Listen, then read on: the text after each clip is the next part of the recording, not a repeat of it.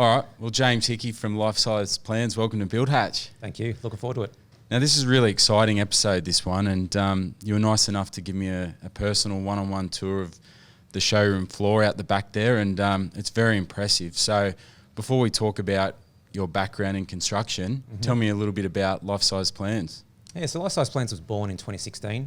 The founder, Chris, he and his wife were talking about the normal problems that builders have. So Chris, the founder, is a builder, does a lot of work in the Stratfield area in Sydney, and his clients, and even Chris himself, when he was building his own house, you know, the normal conversations that happen around the table is, I don't understand what you're talking about. You know, what's 30 mil, what's 3 meters? I don't understand how big's that room. You know, can we fit a car in the garage? You know, all those conversations that end consumers are having, you know, Chris was having at home. And, you know, he and his wife were talking, and, you know, one idea led to the other. They used to go out into, you know, like a big property and peg out their property and understand scale that way. And then, you know, boom, they had an idea, and Lifesize Plans was born. So Chris came out and found a warehouse in Auburn, our current location, and he basically went, well, how can I project floor plans? How can we actually get one-to-one scale life-size plans on the ground so people can actually understand what it is that they're talking about on an A3 sheet or a flat screen TV and go through that design process. So that's where the foundation and the birth happened, from origin story creation. And then, you know, Chris went out to market, tried to, you know, figure out how to get it done from a technical standpoint. So he aligned with some technical guys who, you know, are still with us today from the guy that comes out and, you know, does the projection alignment once a month and make sure everything's looking great for the clients. And it just evolved. But yeah, the initial concept was, how can I solve this problem where people just don't understand the perception side of it? And, you know, there's many spin-offs into that, which we'll talk about later as well. So in a nutshell, people are able to come into Lifesize Plans here in Sydney, have a chat with you guys, and you're able to project a real life-size model floor plan, complete with walls and things like that, and a couple of features as well, to really gauge how is my home or renovation, how's my living space, how's my bedroom, bar, just any room you like, how's it going to feel as I walk through it? Yeah, what's the functionality of it? In a scaled model. In a scaled model. And that's where the beauty is, the simplicity of it is, it's such a simple concept. Like literally you're just blowing up the size of the plan so you actually can figure out, does it work? But that simplicity is where it's going to be its success story, just keeping it simple. All right, so before we hear more about it, I always like to take it back to the very beginning and hear about a guest background. So prior to getting into construction, I'll start that again. So whereabouts did you grow up? I'm Western Sydney, just out near Penrith, born and bred. So that's where I spent Sydney childhood. boy. Yep. And then as soon as I could, I just gravitated toward the Blue Mountains. So Blue Mountains is where I called home. And I've spent a lot of time traveling. I've been lucky to travel with work and just backpacking and other bits and pieces, but we'll always come home to the Blue Mountains. Yeah, it's a great part of the world and very pristine and, yeah, obviously a beautiful part of the world. So what about sort of growing up? What inspired you to fall into construction? I guess it's not an inspiring story. I was a late bloomer when it came to construction. So my dad was a TAFE teacher, headed up plumbing at Miller TAFE. So I always was around construction talk, understanding of, you know, quality of education, the trades coming up. You know, that aspect was always in my peripheral. School very much was just cricket and normal girls and that type of stuff at school. And then very much when I finished my HSC, didn't really gel with school that much. And then I was like, well, my dad actually drove me around to truckload of interviews. Like literally just went, all right, you're going to get an apprenticeship, you're going to get something. And what I fell into, and I could have landed in many different trades, but end up in carpentry. And, you know, from a carpentry standpoint, very much focusing our career on renovations, second story additions. That's where I cut my teeth. And that sort of span off into a lot of joinery work and then a lot of rectification work as well. So I was lucky to be able to still learn the carpentry craft. So before the framing days with everything was just labelled and you just whacked them up as a puzzle, you know, cutting a roof in off of, you know, without even getting up there, you know, doing all that aspect of the construction side of it, loved. So the detailed finishes. Love the detail, and I just love structure in general, I guess would be one of my personals. All right, so doing your apprenticeship, what sort of direction did you go to after that? Basically after the apprenticeship, I started trying to process things. But where my brain works, I'm a very process qualities type of guy. And I found I got bored really quickly. So out in the tools, you know, building homes, doing everything else, but you know, outside the design phase, outside of getting everything ready, and you're just in the normal daily flow, you know, putting up a roof, cutting things in, getting the nail gun out, shooting away. I started daydreaming too much. It got dangerous for me.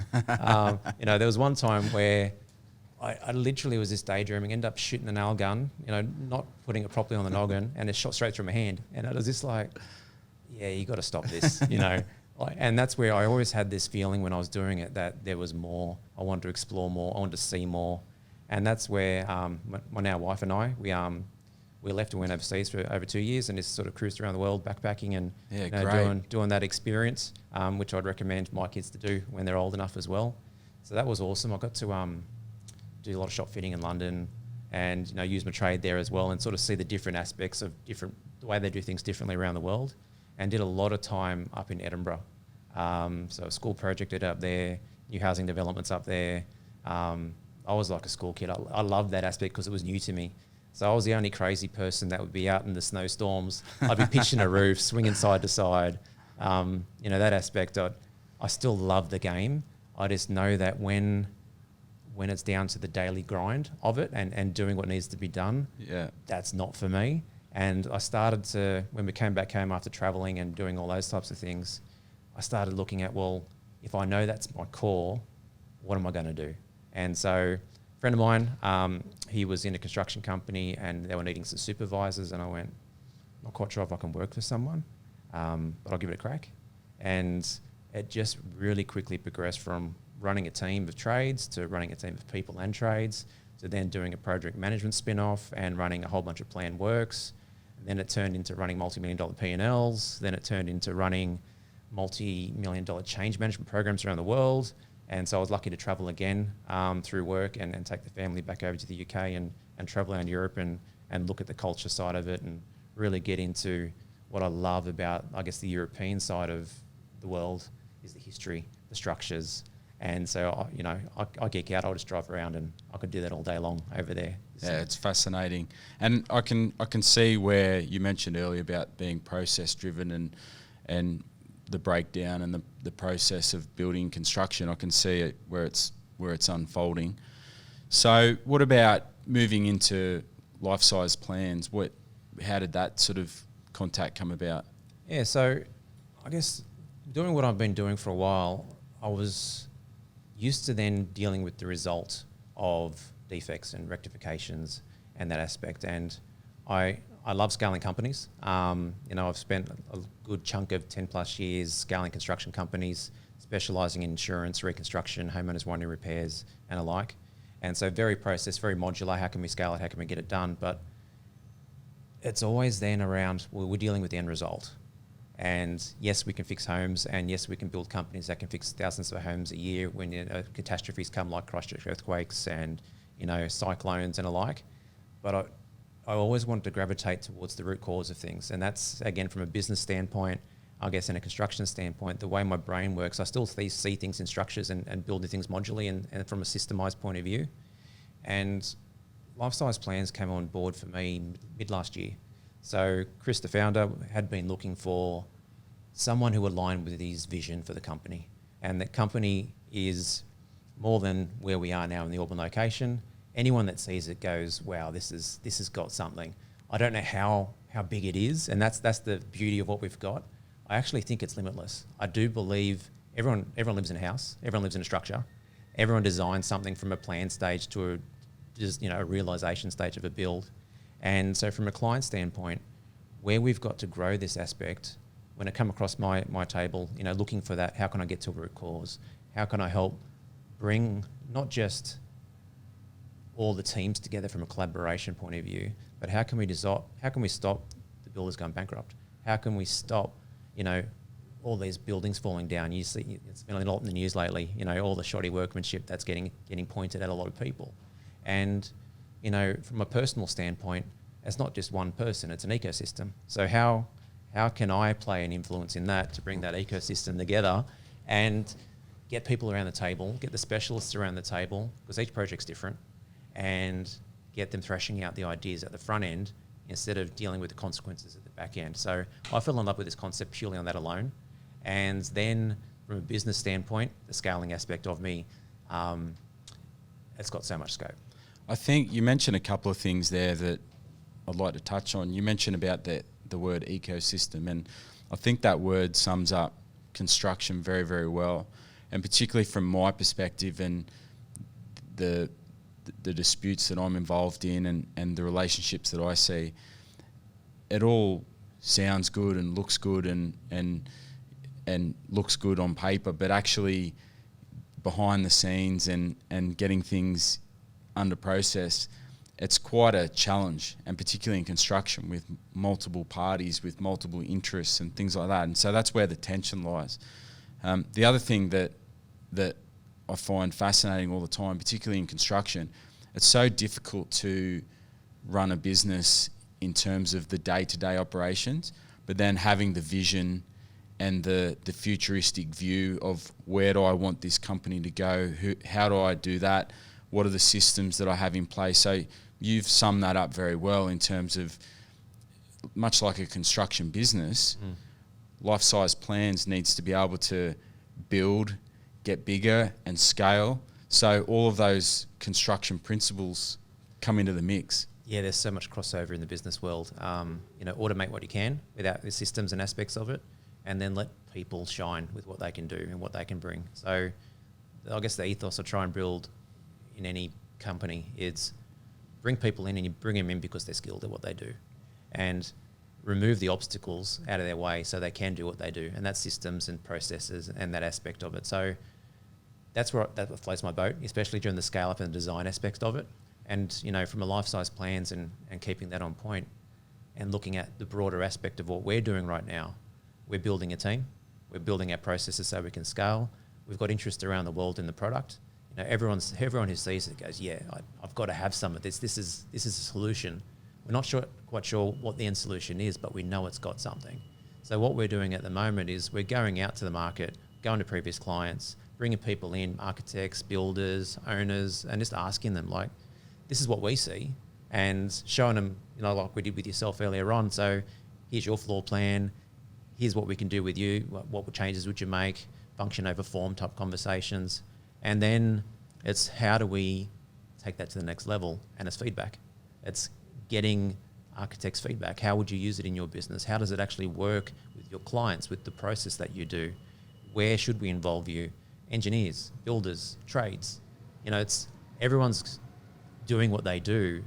And I guess the theme that I hear, especially listening to a lot of your shows lately, it's everyone says the same thing. It's, I wish I got brought into the conversation up front, because then we wouldn't be dealing with what we're dealing with today. Yeah, straight away when I walked through that model out in the showroom there, I was thinking about variations. That was the term that came to mind straight away in my head. And that was so many variations across all trades. So what's, at one particular point in time, the client sees a project or they come into the mix and they say, probably at frame stage, and they think, oh, this room isn't as big as what I thought it looked like on paper. And even I've got a lot of experience in BIMX, and I've seen quite many projects through BIMX, and so I've watched that evolve over the years when it first came online onto a computer screen, and then recently those guys have got they send you some cardboard glasses similar to the old 3D movie days, and so you can put your phone in front of your face and you can sort of walk around and walk around your home or your project and see what it's like. But it's still very much isolated. And it still doesn't feel that real. Like you get it kind of aids a little bit, but not like walking through a full model on the floor. I'm able to see how wide this hallway is, or where's my bar positioned in relation to, and perhaps fill our listeners in on that example that you gave about that the wine bar and the clients that came in and changed that because it wasn't quite right. So the plan we had on the floor when we came through, it was all the things that you want in a house were there. So the entertainment areas were there, the wine bar was there, you know, the butler's pantry and all the key things that, you know, people are wanting in a home at the moment. But it wasn't until you actually walk through it in real life that you actually went, well, hang on a minute, this is a bottleneck. How am I supposed to entertain around a key focal point of what I actually want in my home? Only 2 people can stand there. How am I going to have a party there? So, you know, removing a couple of walls, which again, from a variation point of view, if that was done later, well, the cost alone would be phenomenal. Absolutely. And then time, and then LDs, and, you know, all the other things that happen in construction. And doing that up front and being able to, in a really agile environment, because you're still drawing, you're still planning, and you're still coming up with ideas, to realise that straight away is gold. And one of our catchphrases is we're bringing their plans to life. And that's really what we're doing. It's enabling to see what their end product would be before they've even laid a foundation, before they've even gone to council, just to make sure it's right before they even take those steps.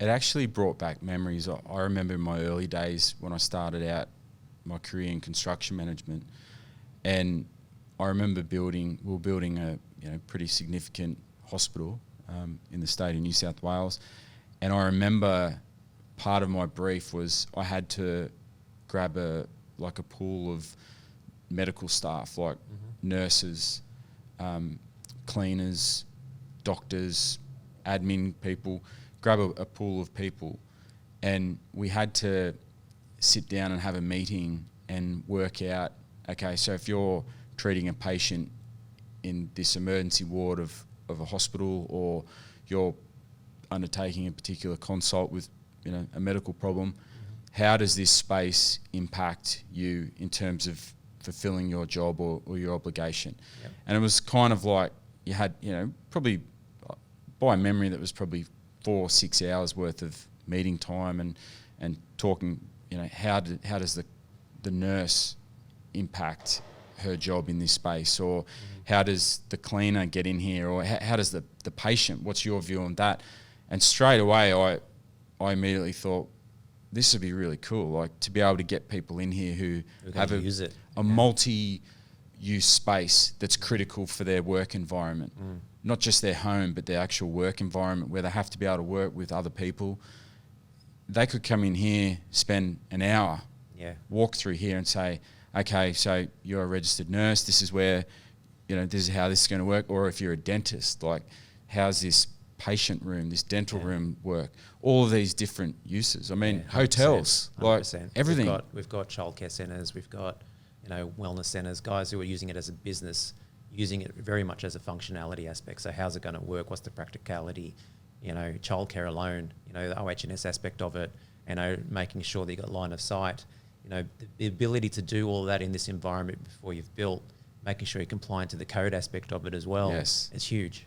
Absolutely huge. And also, like, even businesses because going forward, like, space is getting more and more valuable, both financially and being able to use it. Yep. So even, I guess, businesses like hotels that rely on space and squeezing as much yield as possible out of a particular space, like, they could come in here and say, well, look, this room, we could probably shrink this a little bit and get a bit more yield out of our real estate, or even office space, all of the above. You know, even like emergency departments for hospitals, you know, high traffic areas, they've got to go well. I mean, might be misquoting it, but at the Adelaide Hospital, very expensive build, had to redo the emergency ward because it didn't work in practicality when it was delivered. So you're just looking at the ability to have those conversations here, where it's not going to cost you money. You know, you're not going to be spending hundreds of thousands, millions of dollars in variations, and then you've got the LDs, and then you potentially are sending people bankrupt too, because someone's got to wear the cost, and if it's the end trade, you know, someone's got to wear it. Even the tension of that relationship with the party says to the builder, oh, look, I was expecting this space to be bigger than that. You know, how much is that going to cost? Because a lot of people are budget driven. Yep. So being able to, I guess, de-risk early on, like you said, like talking to a lot of guests and the feedback that I get, and even from in my job, my day-to-day job, that I see a lot of the tension comes about where people aren't involved early on. And it's not anyone's fault. It's just the way the industry is, that the painter might not come into the project until later on. And so when the paint goes on the wall, it's like, oh, I thought this space was going to look bigger. Like, but it's unreasonable for that painter to come early in on the job because, unless they're nearby or they're not, I guess, strict on budget, they've got the money and the time to be able to call into that job and have the early on conversation. It just doesn't happen. No. It does sometimes, but the majority of projects, it's still very fragmented and people are coming in independently at different stages of the job. Yeah, and you've touched on a lot of points there. Like, we could probably talk for hours around it. So technology, how to integrate in technology. So with what we see with our product, we can enhance the industry. We can enhance that technology. So the BIMX solutions, we're projecting content. So instead of the need to have it on your goggles, you can project that same content in a life-size environment and have a whole design team, or even if it's just a husband and wife talking, they're side by side looking at the same thing, able to get depth perception, which is massive, able to, I thought this was bigger. They can have that conversation, or this is way too small. Have those conversations before, if things are roughed in and, you're moving plumbing work. You're not just moving walls, you're moving everything. So there's the integration piece, which is massive from a technology standpoint. And there is so much great tech in the market, which especially around construction. And there's a lot of innovation in how to pass the baton on to the next person. But it's very much like a virtual inbox still, where you're passing data, you're passing the plans over for the next person to do what they do.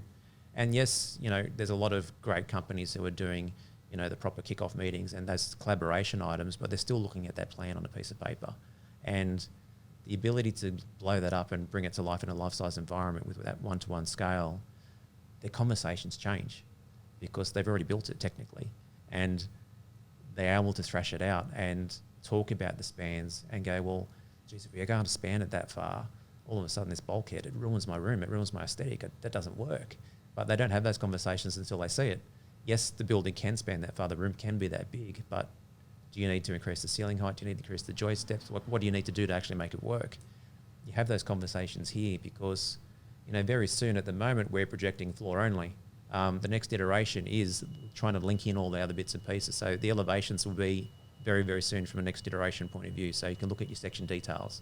You can actually understand where, what's the height of that bulkhead going to be in regards to, the room.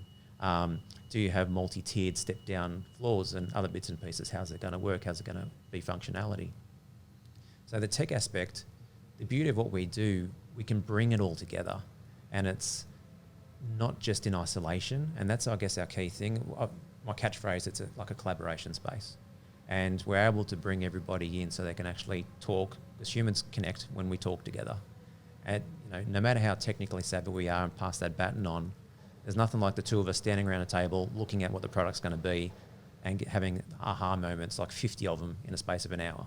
Yeah, look, I think it'd be very rewarding watching a family walk in here and then going out to the factory floor out there and there's kids walking through. This is how my bedroom's going to look. This is how my playroom's going to be like. And the wife saying, "Oh, this kitchen's beautiful. This is exactly the size and the finishes that I want."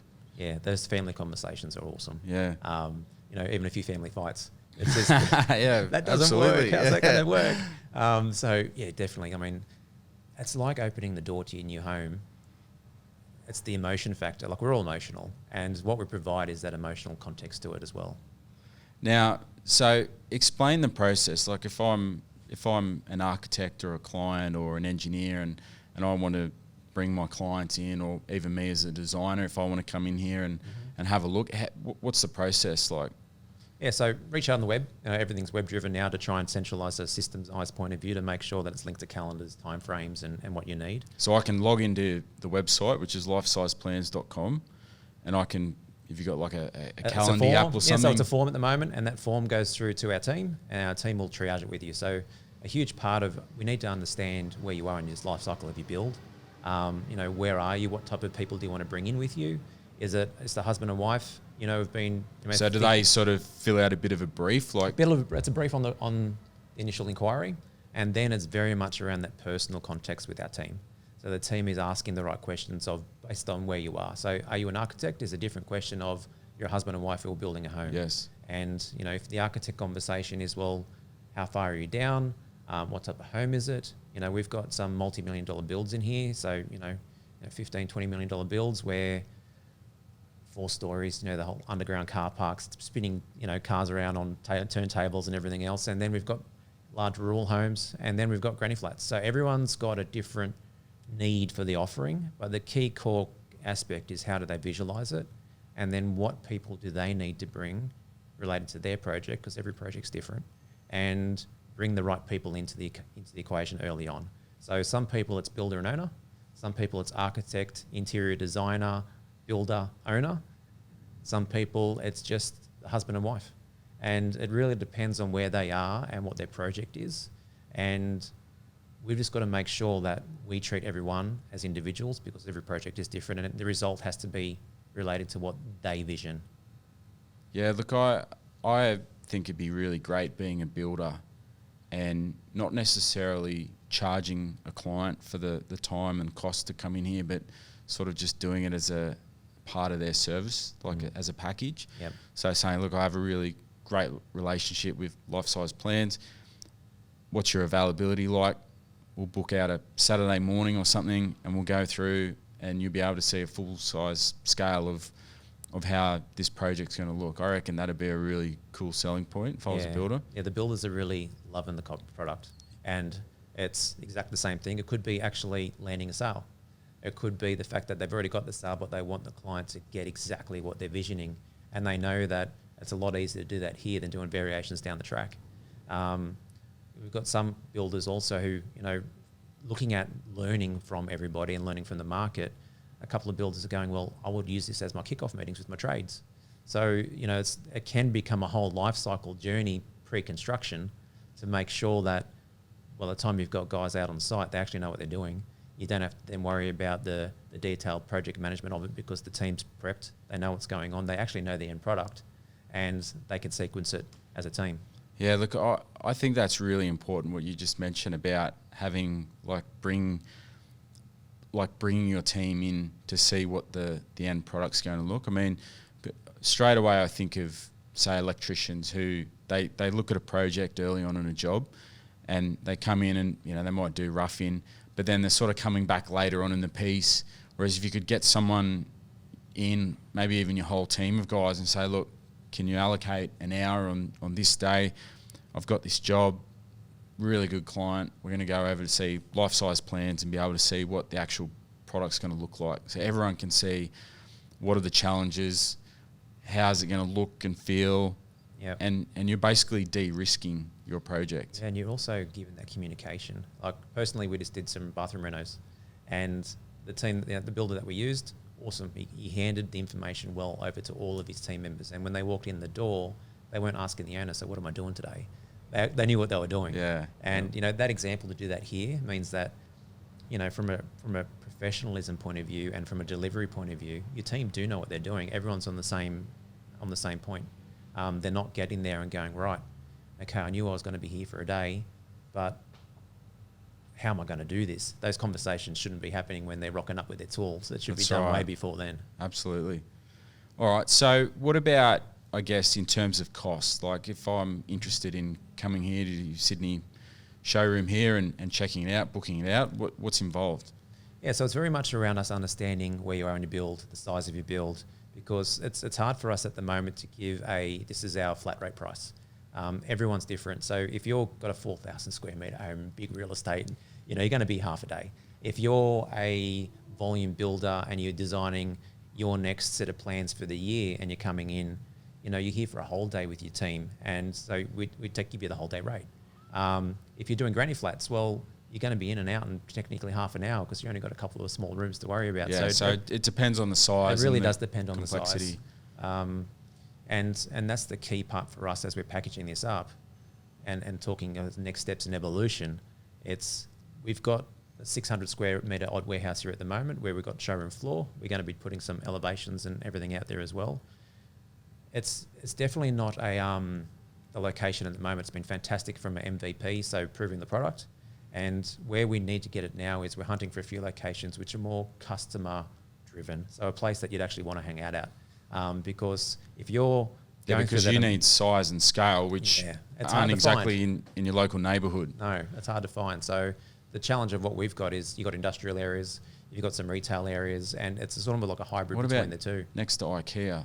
I mean, Something IKEA's like done that. it very well, haven't Yeah, they? I mean, they've got the same problem. Yeah, very much line of sight for look where how we're successful looking. those guys are. It's that again, going back to ecosystem, it's affiliating, being next to the home centre style areas, which means that you can be, for us, partnering with furniture places, partnering with tile and brick places, everywhere that they can be shopping and taking that next experience.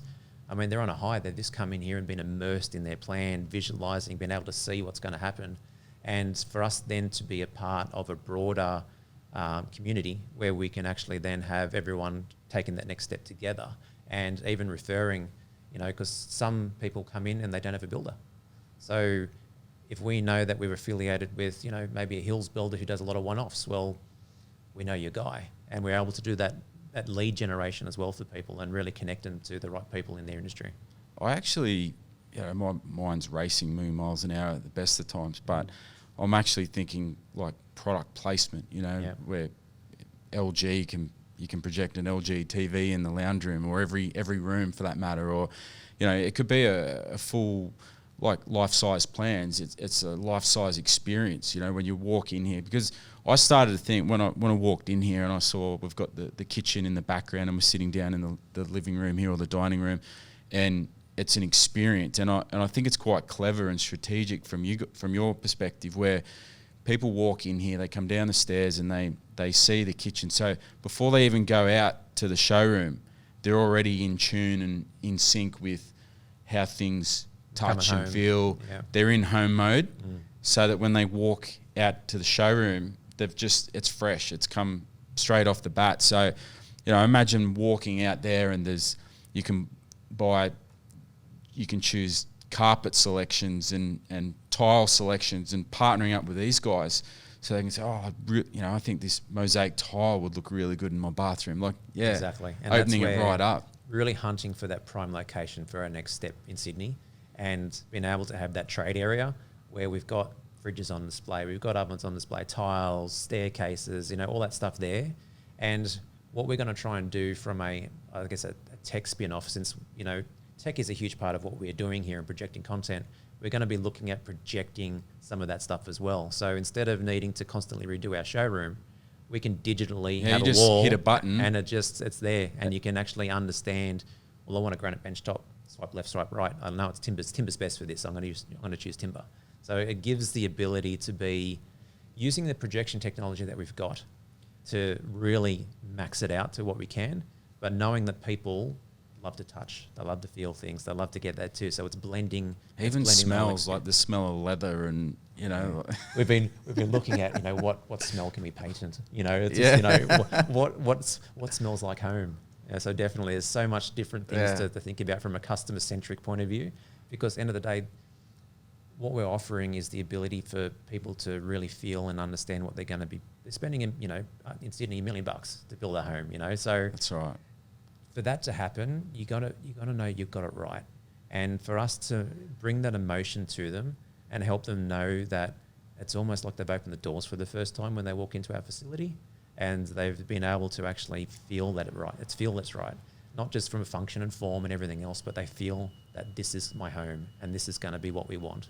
That's where the key aspect of it is, where they know they've done the right thing.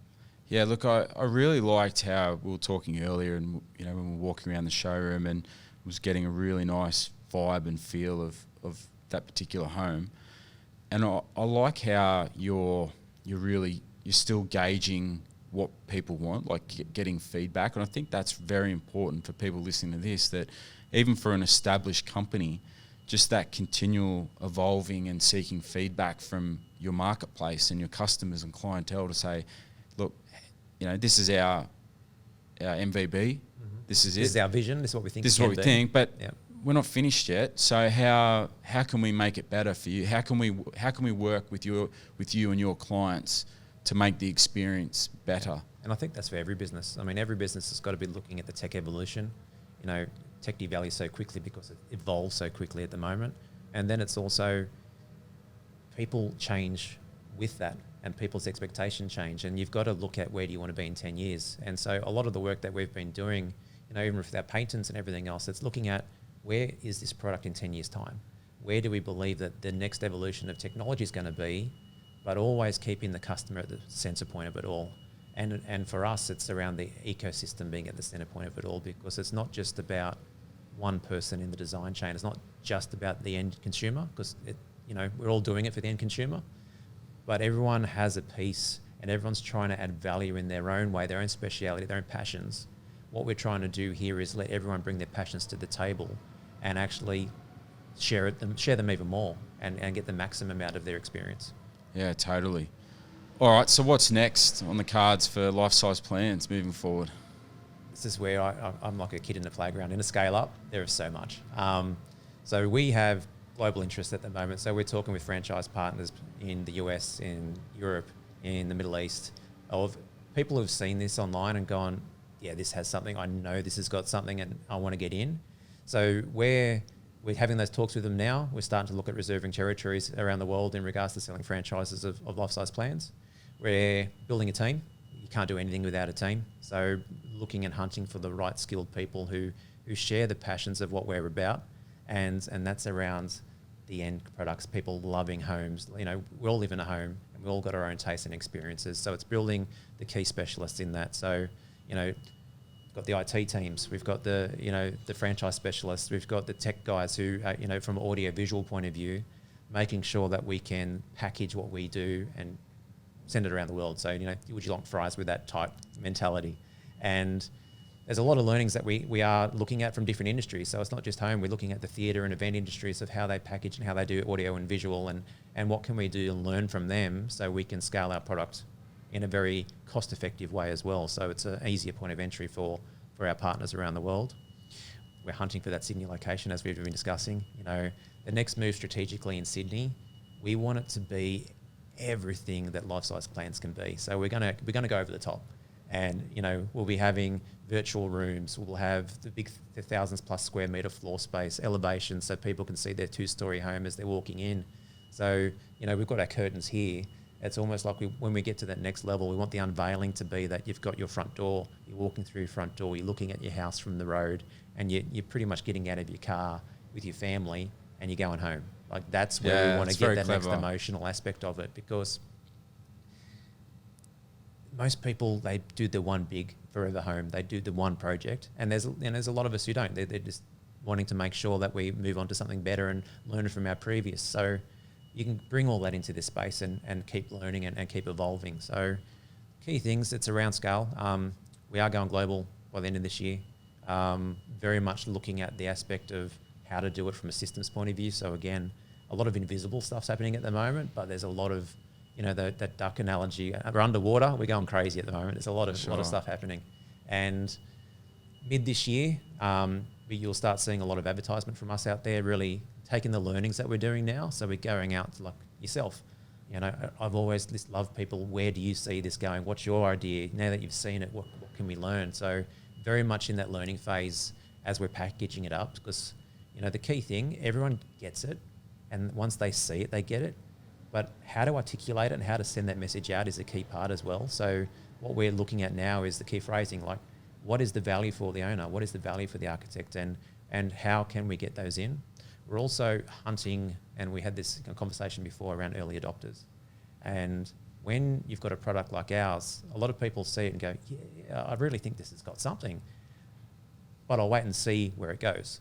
So what we're hunting for in the market is we're looking for those early adopters, those engineers who want to add something value, the architects, the builders, those guys who know that there's a problem. They know that there's a lot of great tech out there. They know there's a lot of great solutions, and we can bring it together here. So we're hunting for those people actively, and because they're going to be a huge part of the journey, and they're going to be the guys that get on the ground floor and really help shape the product and then go gangbusters with it as well. So there's a lot of stuff going on. I could probably talk for hours on it. Oh, look, I can see it. And obviously the sky's the limit. I was just even thinking, like, imagine people, instead of refurbishing their home or their space, like it just becomes a space that you can upgrade or change, Yeah. And it's not just vision.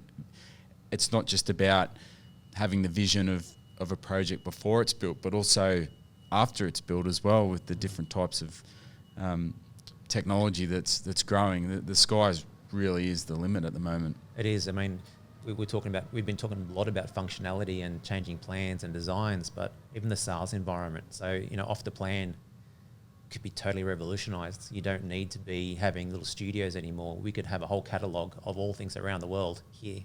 Even you were talking before around global and the painter being brought in at the right time.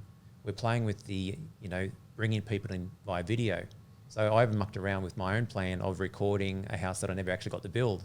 And I walked through it with the GoPro and it was showing my wife. She wasn't here, but you're able to actually share the experience of sizing and everything else. So what we're looking at is how to bring in remote teams into the environment, because you're going to have a couple of key players here in the Lifesize scale and talking through it, but you can dial people into it as well by video. Tech's pretty easy these days. Yeah, it's amazing. And you can have a global collaboration team. And, the sky is the limit. It is. All right, so we've heard a lot about Lifesize Plans and the future for the company moving forward. What about yourself? What does James like to do when you're not busy I've stuffed that up. Visualizing. I'll do that again. So what does James like to do when he's not visualizing for Lifesize Plans? Like most of us, family's key. And the whole reason we do what we do is for family. Personally, I switch off being in nature, like going to the mountains. It's my core. It's like my little center zone. So I trail run. I spend as much time active in nature as I can on the bike or running or swimming in the lakes or whatever it is. And with a growing family, my boys now 13 and 10, so they're starting to get their own passions. It's really starting to invest time into them. My wife as well, she's been playing, second role in regards to so many different things, and now letting her shine into her passion. So she's doing a lot of study at the moment and looking at where she wants to take her next steps. So it's really, for me, it's around enabling. I love enabling people to see their vision. So I'm now getting to do that at home as well. So I've always, until now, sort of kept work and private life extremely separate. And I think in the last couple of years, I've realised that's a bit of a mistake. It's also a challenge too. And I think, like you said, and being involved in a company like this too, I think it's kind of a cool job, so it's going to rub off a bit, and visualising things and seeing plans come to fruition.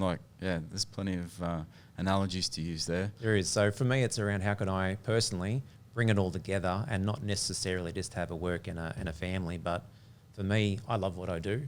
And so how can I share that passion with them, I guess, more openly? Because if you block it out, they don't get that rubbed off on them. All right, so it's been really nice talking to you sitting here, James, and I'm really grateful having a personal tour of the showroom, and I encourage people to check out your guys' website and Instagram and all social media channels. I know there's quite a lot of excellent videos on YouTube with people be able to see the experience as well. So there's plenty of exciting things happening. And a lot more to come. Doing a lot more content at the moment. Absolutely. All right, James. Well, it's been really nice to sit down with you, and really appreciate you giving up your time and coming on a Build Hatch. So thank you. It's been fun. All right. Thanks, James. Cool. Cheers, Aaron.